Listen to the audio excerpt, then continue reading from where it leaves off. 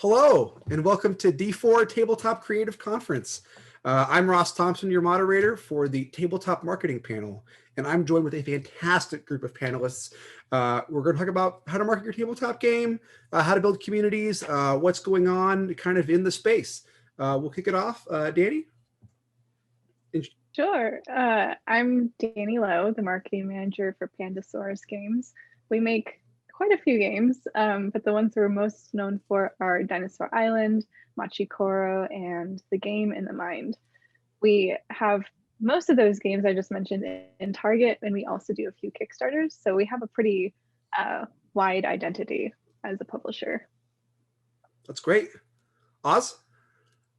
Hi, everybody. I'm your resident Irishman for this con. I'm As Drummond. I'm the marketing director at Lucky Duck Games, and it's a glorified title, but really it means I look after all of our English products, and that's retail, B2B, mass market, and also primarily crowdfunding. We do about 3 campaigns every year, so it's a big part of what we do. And at Lucky Duck, we got about 30 people. We're probably best known for Chronicles of Crime. We sold over 300,000 copies of that in 25 languages. It's really our flagship product, and we now publish games in English, French, and Polish. So I help orchestrate all of our teams across our different nations. So yeah, it's great to be here. Thank you for having me.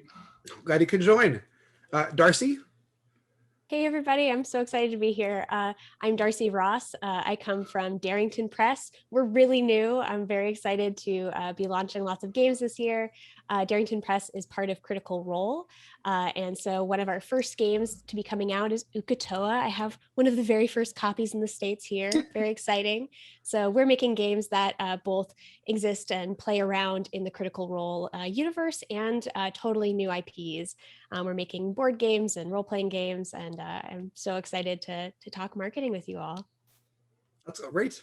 And then Tracy? I'm Tracy Dudkiewicz. I run an agency called Tabletop Marketing in Wisconsin, and I work with a number of different companies, including the app. So Ross and I get to work together. I've been an extension of their team for about 10 years, and I work with a couple other inventors and smaller companies. The mission of my business is to create a happier world through play. So I think we all can agree with that's an important thing. And I spent the first 11 years before doing this for 15 with a company called Patch Products that still has some games on the market. MadGab was acquired by Mattel, and Blurt is still out there, I think, with educational insights. So I've made my way a few years through the game industry. That's great. I'm glad you can all join us for this panel. So to kind of kick it off, here we are virtually, right, in the space because of the last year with COVID going on, and we haven't been able to go to shows and do all these things. So there's been a lot more virtual spaces, virtual conventions, which is why we're doing this. That has totally changed how we've had to do our marketing. For a long time, usually it's kind of the traditional, cool, we'll get it in magazines, we'll get it in stores, we'll go to shows, we'll demo it, we'll go from there. But that has changed a whole bunch. We've had to kind of realign and regroup and figure out, well, where are these spaces? How are we going to communicate? What's important, right? And that's kind of been something to figure out. Oz, you've got a whole Twitch setup back there, and you kind of got your Twitch thing going the last year.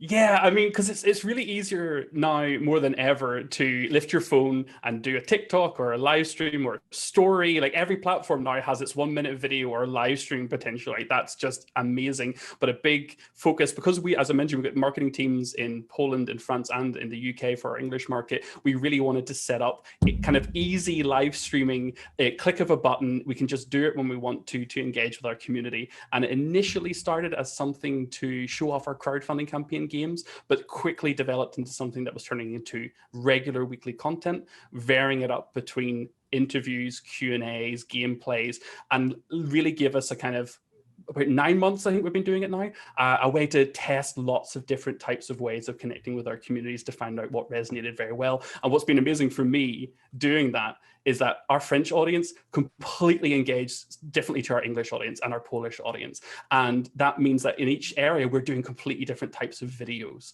And each one generates different views and different engagement. English market loves a let's play, loves a long 2-hour long let's play. They're there for the most of the video. They stay on and they stay engaged. French market want nothing to do with it. They want, give me 2 minutes of beautiful unboxing. And it's actually forced us to not just set up a little, I mean, very, very, very, very rough setup, not just forced us to kind of get up to speed with this technology, but also to test our creative skills and kind of play around with it. So yeah, it's actually been getting pushed towards doing that as part of COVID has been really rewarding. And we've definitely paid dividends with returns and engagement on that. That's great. It's open, by the way, so no one has to we don't get called out. So Darcy? Sorry, Darcy. You're good. No, you're good. You're good, Danny. I'll go. We ran a Kickstarter in September, this past September, and I had the brilliant idea to attempt to stream for the first time ever to reach our crowdfunding audience in new and creative ways. However, I had a very, very old laptop. So I upgraded my set and I have a ring light right next to me, but we do not regularly stream anymore because it takes so much time and effort and knowledge. I remember you making your setup, Oz, and the learning curve is immense. So what we do now is work with professional streamers. We sponsor streams and send them products so they can do their thing. And I don't have to go through trials and tribulations to make a lackluster stream. I think you've hit the nail on the head there, because that doubling down, doing it with other people as their setup is what they're doing more often than we normally get the time to do.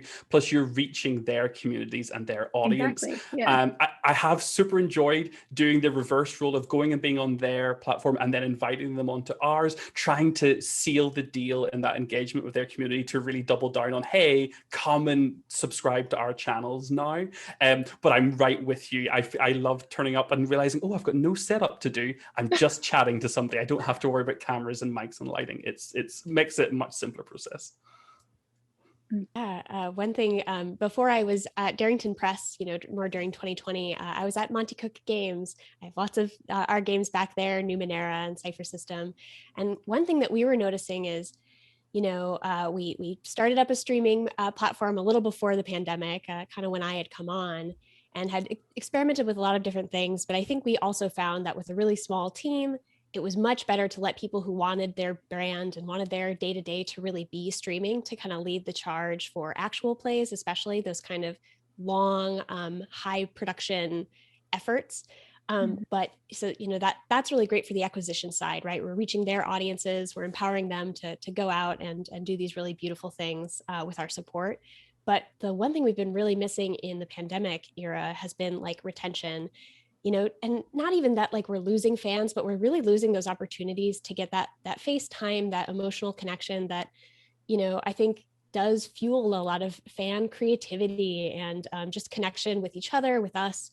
So I think what we ended up doing a lot of was kind of casual hangouts with the creative team who are really siloed from the community if they don't have these channels to kind of reach them. So I think even there is a high learning curve, but I think people really appreciate those kind of low production touch points to get that behind the scenes, to get that kind of social connection and bond with each other. So I think there's a lot of different ways to do it. And I encourage anyone who's trying to think about how they might approach it to, both approach influencers and also consider, some low key, kind of cozy hangouts with your fans over these games. People appreciate it. I want to touch, Darcy, I couldn't agree more, because I think, to be honest, we were actually a little bit slow to realize just how much we were missing that convention connection. We thought the digital conventions were going to be okay, and they didn't initially start as well as we had hoped. And just in the past kind of 3 months, we've started doing VIP kind of behind closed doors influencer invite only sessions where we have 50 to 100 people. We sit down for an hour and we just share with them the exciting things that we're working on. And we're trying to really turn those influencers into ambassadors for our game and give them the terminology, the slogan, the exciting lines, so they can then go and take them away. And it turns 1 hour of intimate personal time into then good positive energy they're taking forward. And then when I do finally make something public, they're already in the know. They're not playing catch up. They already have all that excitement brewing from the previous chat. And that's been fantastic for us. And I wish we were doing it a year and a half ago. I think, for some of my clients, when the pandemic first happened, we had to take a step back, because we didn't know what this was going to look like, what was going to happen. And I remember thinking, okay, what's going to happen to games, and not thinking more and more people are going to be playing, even though they can't play with big groups of people. So I work on, Ross for the op works more on the streaming and a lot of the game influencers, and the things that I work on are more like the mass advertising that we're doing to try to send people to the brick and mortar stores and some online. So we had to be, as a team with all of my clients, like really flexible to think, okay, how is it different and how are we going to pivot? And so there are a couple of things that I could think of is, what games do we work on that can be played online? And so now most grandmas know how to use Zoom. So it's like, okay, who would have thought before, they've got their iPads. And so we immediately looked at what games, could be made into virtual games. And I am very inspired, as I'm sure you all are too, for our industry, because more people are playing than ever before. And yeah, we're going to lose a small percentage of gamers, but I think we just, by the opportunity that we had over the last year, we've gained some pretty incredible gamers who are going to be looking deeper into longer games. And so those are a couple of the things. And the other thing I saw holes, not with the app, but some other people that I work with, I knew right away, if you're not set up to sell online, and if you're not doing a good job with your reviews and just, having the right lifestyle photos and videos, that there were other companies. I mean, you can go on to Amazon, and there are very, very, very large companies that are on the stock market that don't have their pages set up right. And so the people who knew how to do that really were a step ahead of everybody else. That's a really good point. We spent a lot of time creating resources like lifestyle photography and really professionally done sizzle reels for like videos for our products to enhance our online listings on our own website, but also other online sellers. And we make those resources available to our brick and mortar partners too, because they exist and we don't need to bogart them for any reason. We'd rather our products look as good as possible on their stores as well. But touching on reviews as well, we found that we were lacking in reviews for some of our products. So we actually, we include a flyer in all of our games that has customer service info. And so on the reverse side of that, we actually requested that players leave a review on wherever they want, on the brick and mortar website, on Amazon, wherever. Every review matters. So that's hard to track, which came directly from that flyer, but it's something, a little seed to put in people's minds.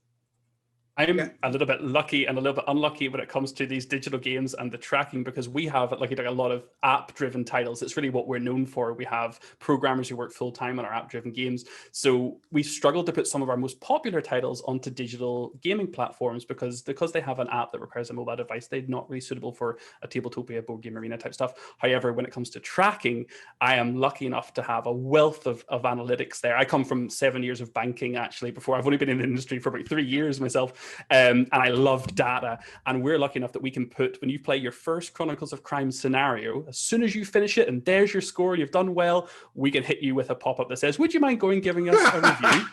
And we could keep track of that and that's just a blessing. So you take what you can get. That for hard games. We need like an analog Jack in the Box. Playing now. Go leave a review. Get 5 bonus points and win the game. Go and leave a review. Yeah. Everybody gets their phone out. That's something. There's something there. Yeah. That's so Danny, you had brought up the retailer thing really quick, and I wanted to go on that. I love the way, I think you set one of the standards on how publishers should do retailer support kits with their photos and graphics and videos. The way you do that on the Pandasaurus site is really good, and I share it around all the time when people ask how to do that. Oh, So Thanks. Hats off to that as well. I've seen it too, and it's wonderful. I appreciate that. That was one of the first things I did when I joined this team. I created something similar for press too, because the same exact reasons, and I try to make it accessible because the easier people have to resources, the more likely they are to use them, the better you look, the more they talk about you. It's just a whole beautiful chain reaction. Streamers and too, it's useful right? for me. Streamers too, you know, can having those assets with ready logos. for them. Absolutely. Yeah. So it's made my life a lot easier. Highly recommend creating one of your own. So with that too, though, so with your like photography and stuff like that, did you work with your own internal team? Because like with the op, we have some in-house photographers, and they get to do work, and it's great because like Erica, who's on our team, I sent her all the different board game photographers that are doing stuff, and she'll get inspiration and work with those. But do you find that like, because right now I think we can all kind of agree like the board game photography across the board is exploding. Like it's super good, and they're pushing themselves to get more photos and do more things. And I think what's really neat about the board game industry in general is that it's very open about sharing information about how, oh, have you guys tried this? Have you tried this? And there's a lot of groups that are doing that, which it really is kind of on our marketing end has really only helped because now we have so much more photos outside of our, here's your PR shot and your component shot. I mean, I've been doubling down on every front I can. So in the hobby side of things, we've been doing the likes of work with Katia, who does the board game creations with the meeples, where she makes up the game visuals. And we've been working with the likes of Victory Point Labs, where they're doing a calendar with shots of our games and specific hobby, crowdfunding and campaign focused marketing. But then on the flip side, creating, again, as Danny alluded to, show reels are massive, and specifically ones that don't need audio, they don't need voiceover or anything, where everything's in the video so retailers can put it on their website or their TVs, or as people are passing. In the UK and in France, it's still really big and common that you have a storefront with an open window where you display stuff and people walk by. I don't think it's as common in the States, but we see a lot of value and a lot of requests for just give me a 1 minute, 2 minute beautiful show reel to just catch people's eye.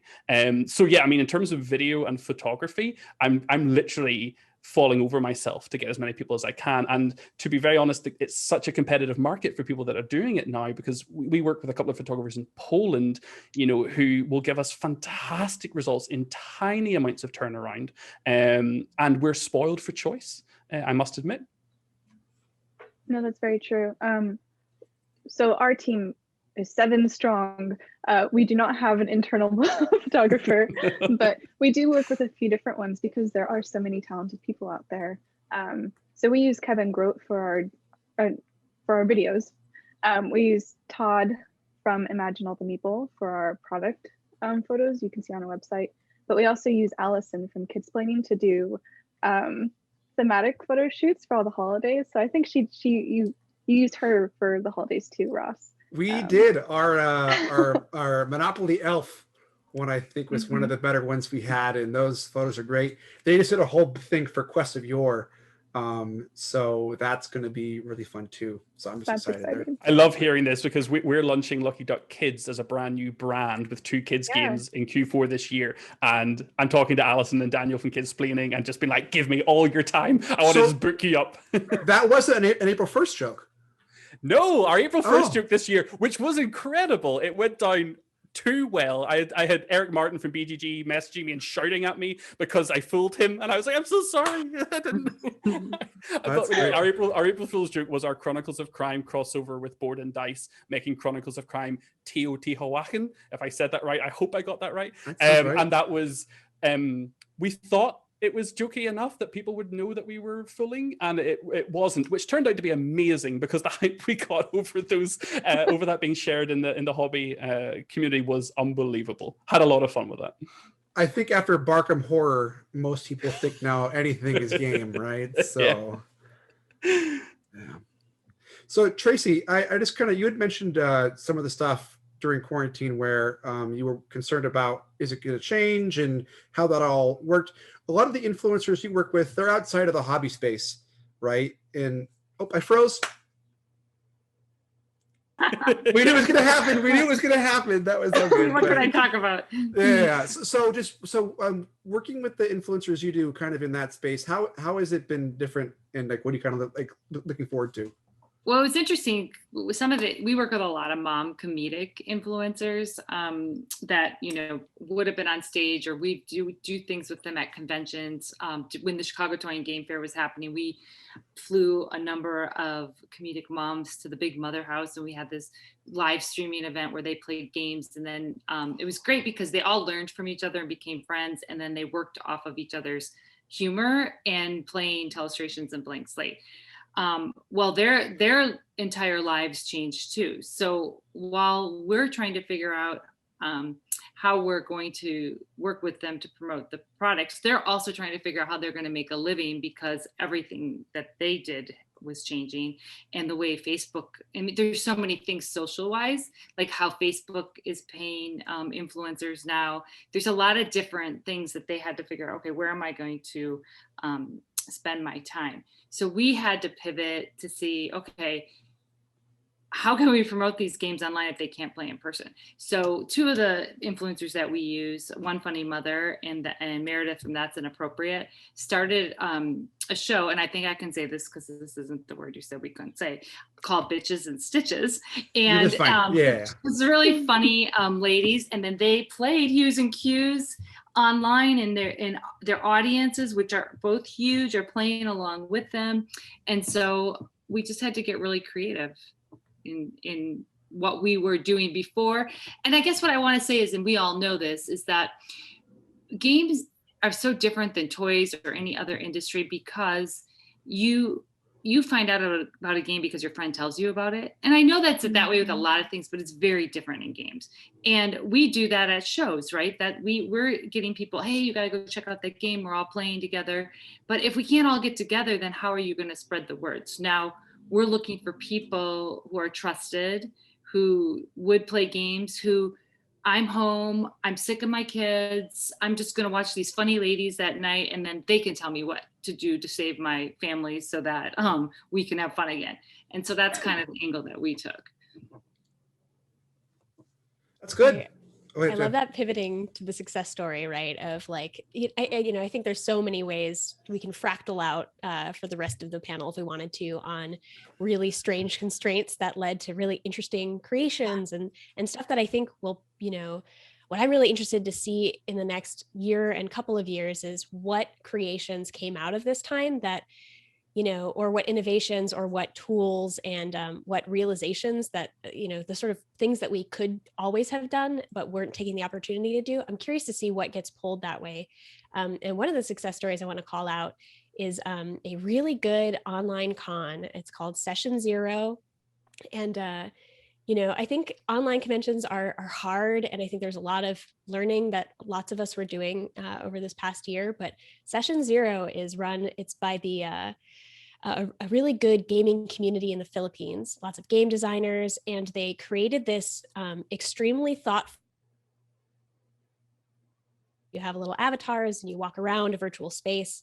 And what I love about it is all of the virtual space is still preserved. All of their documentation is preserved. You can see all the virtual booths. You can still go in and walk around.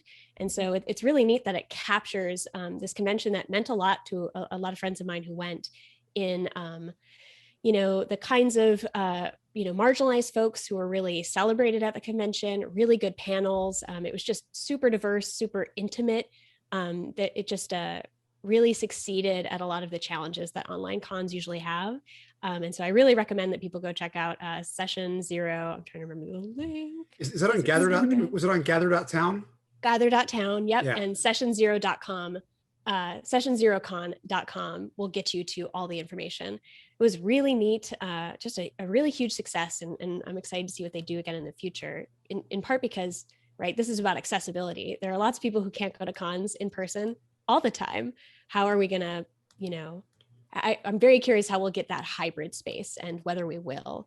I feel like I haven't found that successfully done yet, where you have a really robust in-person experience, which of course we can't have at the moment, as well as this online experience. And I'm really curious how people will bridge that for kind of bringing these games to people, both virtually and in person, right? I 100% expect the online convention to continue and not to die off, and I very much hope it does. I think it, for me and for us, it took maybe 3 or 4 conventions before we found one that really nailed it. I know we did UK Games Expo, we did Spiel from the Essen Digital, and we had middling interactions. Even with Gen Con Online, we had middling interactions, and it was actually, this is a trade show, so not publicly available, but the Gamma trade show was actually one of the ones that really for me was unbelievable. And it was, I'm going to tell a very, very, very quick story. It used a website called Spatial, and Spatial's trick was essentially you could move yourself around. As you moved closer to people, your icons became bigger, they became bigger, and the volume raised, and as you move away, it wouldn't. And I had an interaction where I was setting up my booth, and I couldn't get one of my images to stick, almost like I was hanging a banner physically at a convention. And I had Junie, who runs Dized, come to me and say, stay right here. I'm going to go get you someone to help you. And he ran out of the room, came back with one of the Gamma team to have them help me stick my image on the booth. And I was like, that's the closest I've come in 9 months to a real world interaction that felt wholesome and genuine and social and personable. And all of a sudden I went, that's it. If I can get that on an online event, I'm there. And it convinced me. I won, and it's so silly, but it won me over. And I really hope that we as a company who are based across 4 different countries, can have that platform to engage retailers in B2B conversations, to engage in industry and trade, but also in the social and kind of customer facing area as well. So Gamma has said they're going to keep doing that with that program. Yeah, I believe so. Yeah, which is great, because I really enjoyed Gamma too.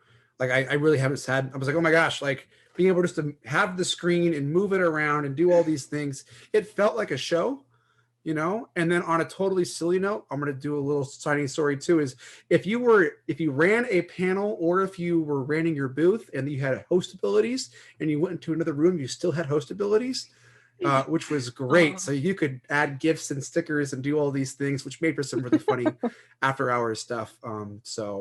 That was the most I think I'd felt like an online show after like all the number of shows we did. So yeah. That one, because we did a panel, Ross and I and a few other people during Gamma Trade Show, and that was really nice. It felt like an in-person show because we were talking to people and they could actually verbally reply, but there was also the chat going. So it was like the people who normally sit in the back of the room and just like whisper to each other their questions. They had equal opportunity to ask, engage with us too. So I really appreciated that aspect. Oh, I'll go. Yeah, I totally agree, right? So we've got another thing too, we can kind of switch gears a little bit. So we all come from different varying degrees of how we do our marketing. But at the end of the day, a marketing plan is how we find success, right? And so whether we're doing a traditional release, it's going to go to distributors and then into regular game stores, or if we're going to go into mass, or if we're going to do crowdfunding, no matter what, you've got to do some kind of planning, right? How far in advance do you want to get going? When do assets need to be made? What kind of programs are you using, especially right now, because there's so many different product management tools. So how do you find success? When do you think is a good time to start marketing and kind of kick that off?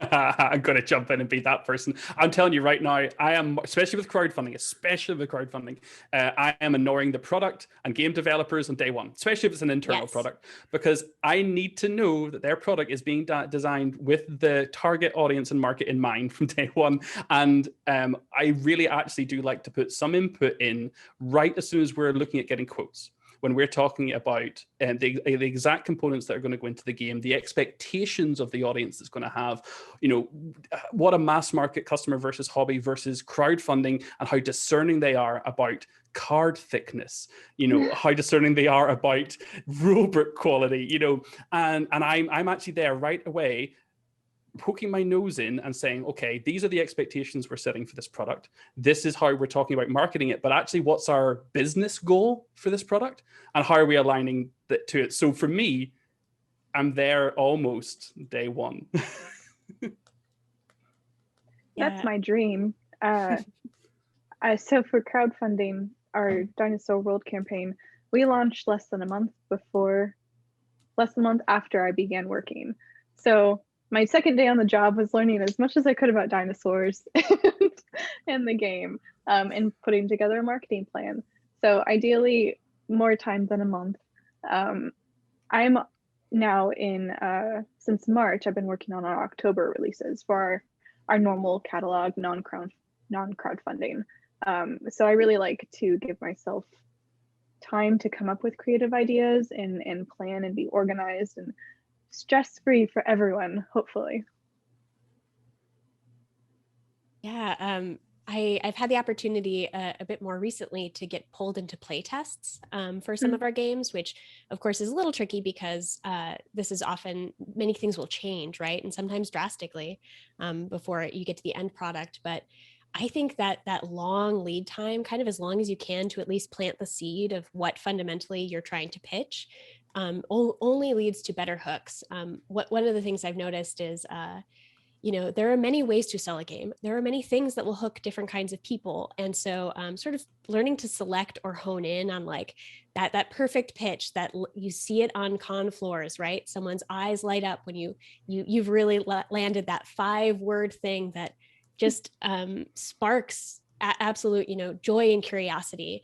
That takes a long time sometimes to craft, and sometimes I've been in the position where I really land on a better hook even later than I would have liked, right? And I'm mad because I found a way to encapsulate this game in a way that I wish I had earlier. So I'm here for advocating super early. The other thing that I wanted to say is, I think there's a whole process that goes on, right?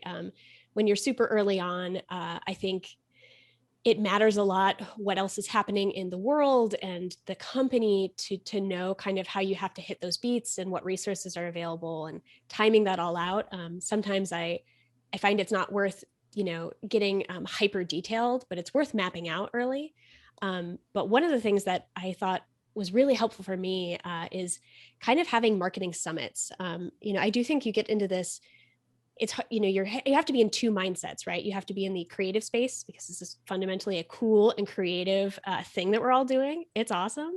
It is also hyper logistical, detailed down to the date and time and scheduled tweets. So I think those live at two different ends of brain spaces for me. And I think I've really gotten a lot of value out of having kind of marketing summits or a little creative conversation where we may not even be talking about a product, but we're, with a colleague, just brainstorming, throwing spaghetti at the wall. What are cool things we want to try in the next year or two? What are things we've done before but would like to do differently? And I think having that kind of generative space means that I can draw from it more easily when it comes time to lay things out in a hyper elaborate indexed Google Doc that is then ported into Asana and assigned to people, which is how I work, and some other spreadsheets, lots of spreadsheets. So I just want to advocate, give yourself that creative time and then give yourself the like intense logistical, break it all down time. Tracy? For sure. Yeah, I'll just add to that. It's really important to be on from the development in playing the games as they're being developed so that marketing has input. So I'll just echo what everybody says. And then as far as once you get into planning, I think it really depends on what the goal is of the game. And those timelines are very different for the things that I work on based on where's the retail space, what's the retail cycle. And then we tried something new at the app this year, and I think it's going to be great, is we always identify the priority products first. So we go through the whole line and say, okay, because if we try to do everything super, super well, we're going to do nothing. So we have to decide, okay, where is the biggest bang for our buck? And let's take care of everybody a little bit, but make sure we have the right audiences aligned. So we've got the high level marketing plan, and we did a lot of brainstorming, and then we decided, okay, these are going to be our main plans, and tried to get input from more people than ever had input before, which is how it should have been being done in the first place. It's just that you run out of time, right? Oh, let's just put this on paper and get it done. Then you have like the high level plans, and then that's probably a year out because that's what you have to use to sell in to the majors. And then inputting in more creativity as you go along. So that's kind of how I see things. And then products that maybe don't have as long of a cycle than maybe 3 to 6 months out, not quite as far as a year. Yeah, Tracy, you bring up a really good point, kind of how we with the op, like how we like identifying a lot of our priorities kind of after those February shows, right? That kind of initial when the big buyers have come in and doing all of that. And Darcy, kind of playing off a thing you mentioned, I love talking to the sales team when they come back from Toy Fair, right? Because it's like, tell me your speech. I want to hear what you were telling those people over that. You've got 3 minutes for each game or whatever. Like, I want to hear all of that, absorb it. And that way that'll help us craft our copy and all of these different things, because you've already been saying it. And even if you only knew the game for, that 10 minutes you played us it before you got to the show, and then you played it there. Okay, cool. Yeah, you got it. And now you're going to sell it. I just want to know those little bits and pieces, because all those little things there are going to help as we craft our messaging and all of that. And it's just kind of funny how that works. Because it's like when I think we can all feel this, like after Gen Con, and like you go home on that Monday and you wake up, you have that dream of like, oh my gosh, the demo, and you can give the same speech, right? And it doesn't matter who it is, and it's like you just know that speech so hard. Oh, it's so funny how that works out. Like that kind of, yeah. Yeah, there were a couple other things that you made me think of that I wanted to add to that, because I feel like so often, like when the sales team comes back from Toy Fair and we start putting the numbers down, one thing that I think is really important to remember is that once in a while, it's okay to take a game that may not have the retail placement that you thought that it should and spend a little bit more. And a lot of times people don't do that. And I remember once early in my career, we were launching a game called Mad Gab, which is still on the market now. And we had committed to the time, these were the times when you did TV, to $1 million TV campaign. And we went and we showed all the retailers, and only Toys R Us bought in. So then a lot of, at the time, a lot of manufacturers used to say they were going to do TV, and they didn't. Well, we weren't going to do that because ethically that was not the way we ran our company. So we decided to run the $1 million campaign, and knowing we would lose money with Toys R Us. And the campaign was so successful that no one could find the game, that it ended up being one of the best selling games of all time. So I just think that's a really, sometimes, and I know we got to sell that to the people above us, but sometimes it's worth it to make that investment, because you never know what that buzz is going to do for you. So Tracy, another thing. Go ahead. Sorry, Danny. Ross. No, you're good. This year we haven't had conventions to really refine our pitches. So what I've found really useful is getting a copy of the game as early as possible. Like Dinosaur World doesn't release until this summer. This is one of our prototypes, and it's nowhere near polished on the inside of the box, but I've been able to play it and get at least the emotional experience nailed down, how I connect to the game and how others also might. And so we do that with all of our upcoming games, and I think that'll continue to happen even once the pandemic is over. Not only because our team is all remote, like this is my Pandasaurus office, and everyone else is in different states, but it's just nice. I get to take photos and play it and talk to fans and make them a little bit jealous, so then they go out and seek the game too. No, that totally makes sense. I think I've got a couple games back here that you can't get in the wild, right? So it's just kind of how that exists. I think you've got one too, Darcy, back there that isn't out yet. I might, although I'm curious when this will actually land for June 5th and 6th is when this will be going up. Cool. Go check it out. I may not be the only one with this by that time. So but yeah, it's a great point, the emotional connection. And gosh, there's just so much about getting a physical copy, even if it's a prototype. The tactile experience is crucial, right? How it feels, how it looks all together. We've been doing some, play testing on, digital platforms as we are remote.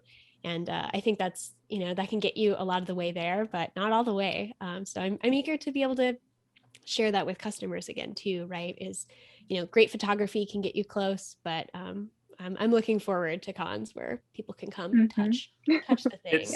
enjoy It's it. a real thing, like playing the game, and especially as marketing people, you can take something away and be like, that's right there, that emotion, that experience I just had, actually that's the selling point. It's not that this is tile laying, it's not that this is legacy. Actually, the fact that I'm crafting something or whatever you take away from it is massive. And I joined Lucky Duck in February last year, and I have not seen the team since February last year. So I physically have been on my own in the UK, but I am very lucky to have a bunch of designers who are like, if I need to call them, they need to make a video for me, they will play the game, they'll record their playthrough, I'll then watch it, I'll then talk to them. They're wonderfully engaging, and I would not be able to survive without the technology we have to share that experience, because very often I am writing sell sheets, and marketing material on catalogs 2, 3, 4 months before I've played a game physically myself. And that's tough, because exactly as you alluded to, Darcy, you will realize something that would have been really good to say. And actually, do you know what? I want to talk about something for a quick second. This is kind of wrapping a little bit, Ross, what last year was like, what going ahead is going to be like, and talking about the physical game thing. One of the most rewarding marketing things for us has been a B2B thing. So to retailers, we've done 2 things a lot in the last 9 months, and we're pushing it more than ever now, which is free demo copies. So trying to give them launch kits where they can get their hands on extra marketing, point of sale, standees, shelf talkers, that kind of thing, that they can have for free, and get a demo copy of the game that they can leave out to have people to play. That's kind of bog standard and something we're trying to do a lot of.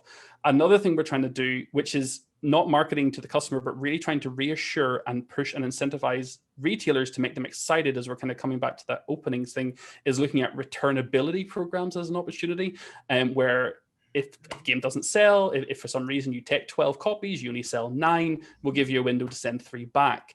We're trying to give retailers a bit of reassurance to say, look, because we've seen it. We've seen our regular big hitters. We've seen our Chronicles of Crime, our Paranormal Detectives rocket last year. But we saw some of our new release titles not have as much energy behind them and as much new release buzz as we'd hoped. Despite being well in the hobby, they just didn't go. We feel it because retailers couldn't take risks on things they didn't know were surefire hits. So we're trying things like returnability programs, extra demo copies, things that give retailers, especially as we're opening up again, that safety net to encourage them to go and talk about our stuff and put their faith behind it. And I think that's something that we will probably continue indefinitely, or at least as much as we can feasibly, when it comes to our internal studio titles, whereas Tracy alluded to, where we have the margin versus something where we're licensing or having an IP where we're losing that margin, can't take the risk. So yeah, I think that's something we've done, it's worked well, and we're going to continue to do. I love these kind of chats. I'm like inspired to go work now, right? Like it's just like, oh man. Yeah. It's 5 to 1 a.m. here. I don't think my work's done for the day. Sorry. That's fair. Yeah. So we've kind of talked about some interesting points, and I think the next one I kind of want to go off on a little bit is kind of more of an influencer conversation, right? Because we've kind of had different parts here and there, but I think in marketing in general, things have kind of gone toward, okay, more of the influencer. Who do you follow? Who do you listen to? What do they say? What do they do? And there's so many ways to work with them, right? Like Danny had brought up getting early copies of games and getting them up to there, right? And Oz talked about going onto their different channels and stuff. And Tracy, I love the Big Brother house. I brag about that all the time, Tracy. I had to let you know, like that is one of my favorite things to share that the op did. So but kind of on that, right? Like working with influencers, they just want to have a good time. They are professional. They want to be treated well. We want to pay them, do all these things. And I think one of the neat things about it, and I could be wrong here, but there's no right way to do it, right? Like literally everybody has their own brand. They have their own stuff. How can we play games? How can we do what it is? Games bring people together, and influencers kind of are just an extension of that.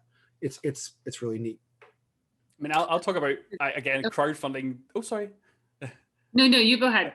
Crowdfunding is something we do a lot at Lucky Duck. So we actually, one of our favorite ways to engage with creators is when they're doing likes of Patreon or their own crowdfunding or their own community focused event drives. It could be charity events. It could be their own funding. It might be something completely different. And because we're small, we can pivot easily. We've got a lot of internal artists. One of our most engaging, most rewarding things is making little creative, either artwork, tokens, merchandise that's for the game, that doesn't change the game at all, but adds that influencer into the product and into the line and becomes something that they can share with their community. And it becomes the community's way of saying, oh, do you have the Tom Vassal criminal card? Do you have the Man versus Meeple power token? And those little touches have resonated incredibly well. We have a massive exclusive store on our website now, which is just full of the faces and names of people that we have worked with for years, and it really incentivizes their community to come and see us, and vice versa.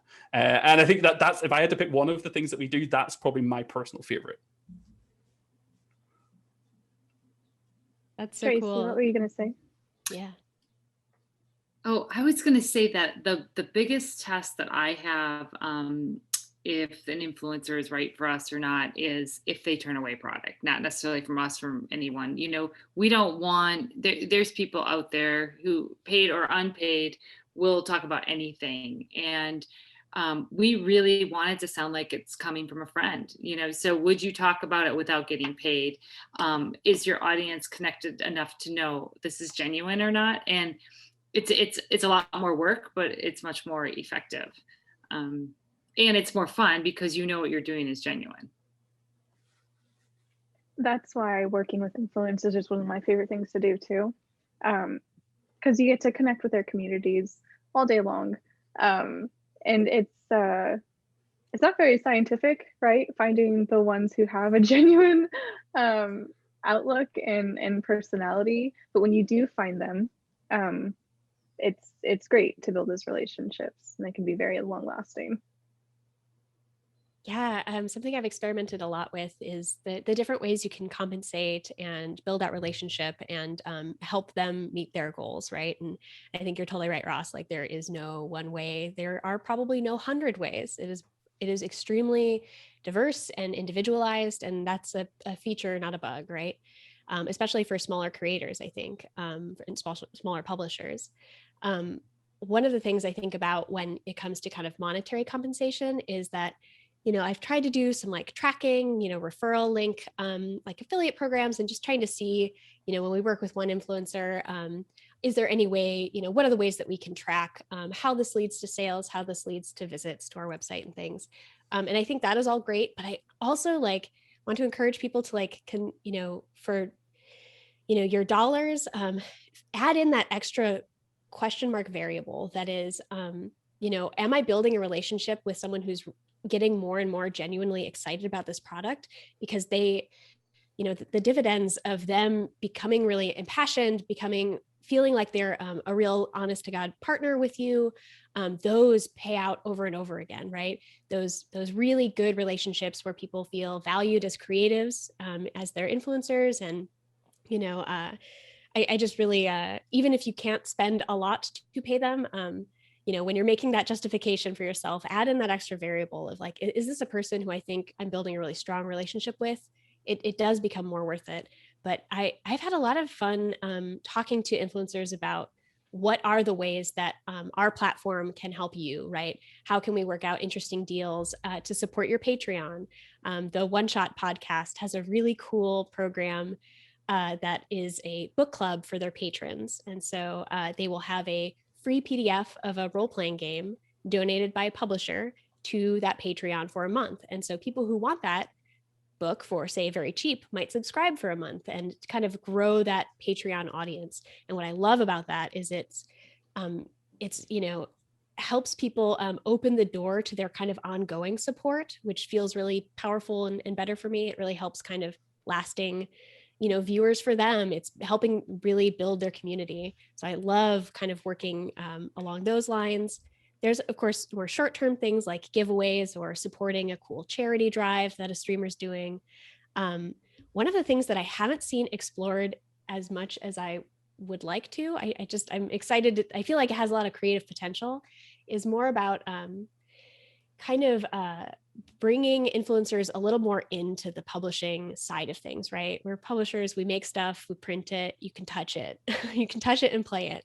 So how can we bring some of the influencers we work with to, especially in role-playing games, you know, write up a cool description of a city in a world we're playing in? How do we let them kind of play in our sandbox in more official and sanctioned ways? I think a lot of influencers are really like hungry for that. And I know that there's been experiments, but I feel like we haven't really explored all that there is to sort of work more in publishing with the people that we want to help market our games. I feel like we should. I love that. I think Frosthaven by Cephalofair did a really good job of involving content creators in the actual creation of their game, because they invited, I don't know how many people to guest write, so many. Oh, But perfect. Yeah. they guest wrote scenarios for their campaign game. It's a huge box, and there's a massive amount of content, and so instead of relying on just your internal team to shoulder that load, it was just a great way to engage those communities, have fans, and give fans an extra reason to visit your campaign page, and just like, I really want to know what Ella wrote for her scenario. Absolutely. Backed it just for that. Ella's been rocking it, by the way. I'm going to do a shout out for Ella Loves Board Games. Her channel's wonderful, and for Australia, for the coverage she's been doing out there, it's been really good. I just read her article in Senate Magazine, which Oz, I know that's out by you guys, but I just started reading Senate Magazine, and it's so cool to I know we're marketing people, but it's so cool to read articles that aren't aimed at consuming, right? And just buying, like here's an ad, you filled it out, like they went and got all this cool art and all these things, and I'm like, this is a nice just tabletop magazine. It's really cool. But so she had an article on that was really nice. So nice. Yeah. So we've hit a 45-minute mark. I think we're doing pretty good. We're panel's still rolling and going. I think we can do another no, you know what? I think it's funny because we can keep talking forever about all these different things we got going on. But if we want, I think we should let's do our marketing jobs. And if we want, we can all go around and talk a little bit about what games are coming out, what games you guys have doing everything there. So, and we can kind of wrap it up a little bit, right? So that'll be pretty good. So this will be coming out on June 5th and 6th. So if you're watching this on the day, awesome. Hello. And we'll be doing that. So Oz, if you wanted to kind of like, where can we find you? What's going on with Lucky Duck? Yeah. So Lucky Duck, I'm gonna take two massive, big, risky swings here. First of all, we're going to make people love hybrid games with board games. You're going to start loving apps with your board games. That's my line for the next few years, because Lucky Duck games are all about our apps with games. So if you haven't played Destinies, it is a role RPG-like, Game Master free, app-driven, competitive sandbox exploration game, which sees you exploring fantasy worlds with miniatures, over 60 map tiles to explore. Wow. If you haven't tried it, try it. Like literally, it will convince you to love app games. And if it doesn't, here comes the second big swing. We're doing a new game on GameFound this July called Divinus, which is going to mix tile laying with legacy, with app-driven, I'm getting myself all excited and kind of worked up, app tracking, like fully get ready to change your game physically, get ready to change your game via an app, get ready to kill gods, and completely define Norse pantheon meets Greek pantheon clashing together, and you're going to decide the outcome playing together. We're trying some really new things at Lucky Duck. Our internal studio is really bubbling over with new artists, writers, and programmers. So if you don't know who we are, LuckyDuckGames.com is absolutely where you can find us, and we are going to give you a reason to enjoy having your phone at your table. I said it. I'm sorry I said it, but I'm also not sorry at all. That's awesome. I want to play. Amazing. You should. Oh, well. Danny? So Pandasaurus, in June, we actually have a new game coming out called Brew, BREW. And now that I say that, I don't think there's another word that's spelled differently. But this is a game where everyone is a druid and you're trying to bring balance back to the forest, because time and all 4 seasons are happening simultaneously. Something has gone horribly wrong, and you're trying to prove that your connection to nature is the strongest. But the major charm of this game is the artwork, which is reminiscent of Ghibli movies and Adventure Time. It's very whimsical, very charming. And you get to tame your own personal critters that are kind of hybrid creatures from Avatar, like Turtle Duck. They're all very cute. And you're going to do this through dice placement and area control using your dice. It's great. We're doing something new with our marketing for this game that has proven to be very successful, and that is offering a mini expansion with your pre-order.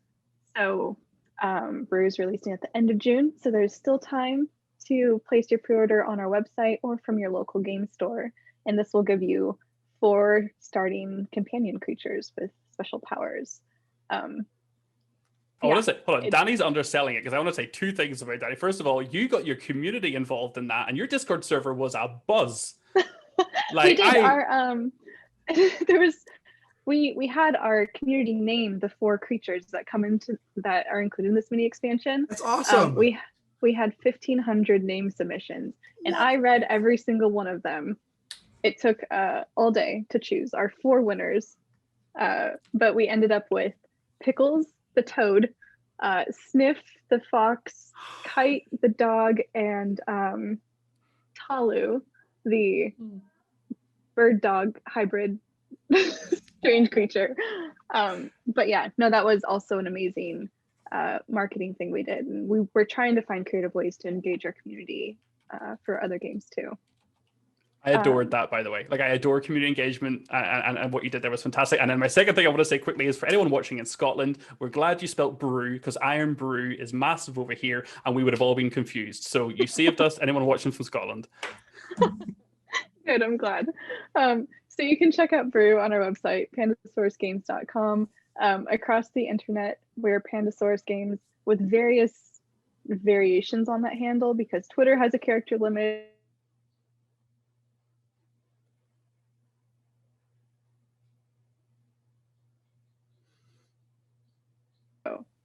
All right, Darcy, you can go next. Ross is gone. Oh, no, wait. Awesome. This has been such a great joy. So to anyone watching who wants to hear more about Darrington Press Games, please go to our website, darringtonpressgames.com. Sorry, darringtonpress.com. I'm doing great. I got very alarmed.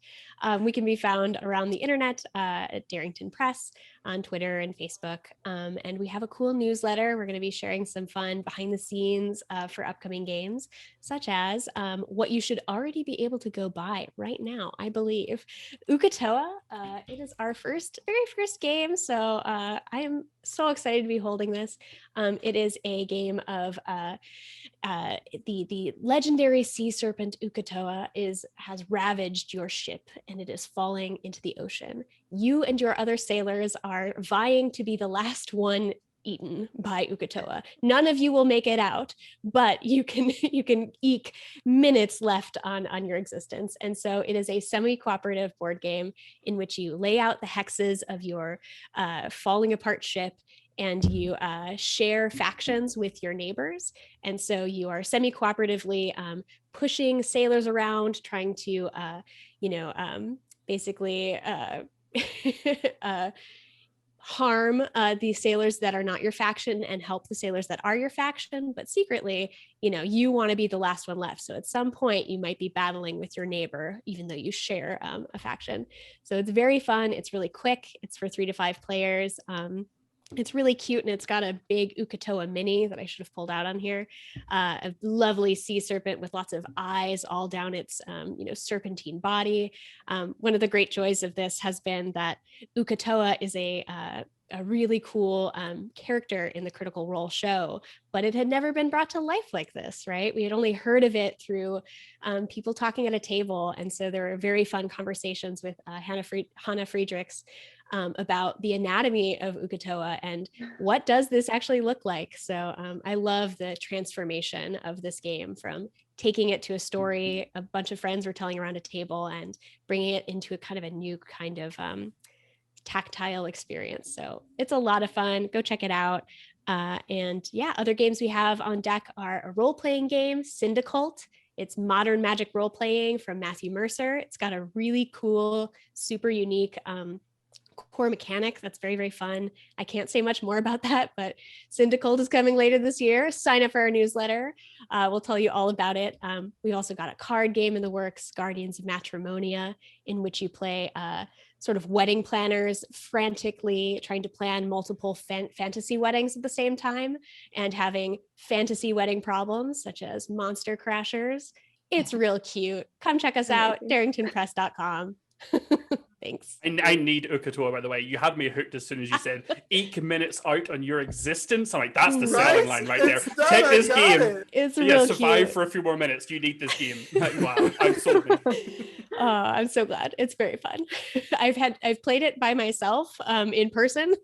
So I know it's fun to move around, but I have not yet gotten the 3 people needed to play a full game in person. So maybe we can play as. Don't you tease. Don't you tease. That's great. Tracy? So I'm in a little bit of a different situation because I am not a manufacturer, but you can find me on LinkedIn. That's probably the best place. Tap Marketing, Tracy Dudkiewicz. And if you have a passion for play and you want to create a happier world through play, we probably can be friends. This year for the op, I'm focusing on not so much new releases, although I have to say we're bringing back a game called Tactile. I'm so excited. Sorry. It's a great game. I was going to show the old one, but I must have it upstairs. It has a really fun wheel, so you can whip it across the room if you want. It's plastic, so you probably don't want to do that. But it has the letters of the alphabet all the way around the wheel, and you get categories. So it might be like pizza toppings or all kinds of different categories. And then you have to think of things that begin with each of the letters around the wheel. So for pizza toppings, I might do cheese. Well, then the C is out. And you just keep going around until you can't think of anything. And then you're out on that round. And the people who stay in, if you stay in each round, then you win that round. Very fast paced, lots of different ages.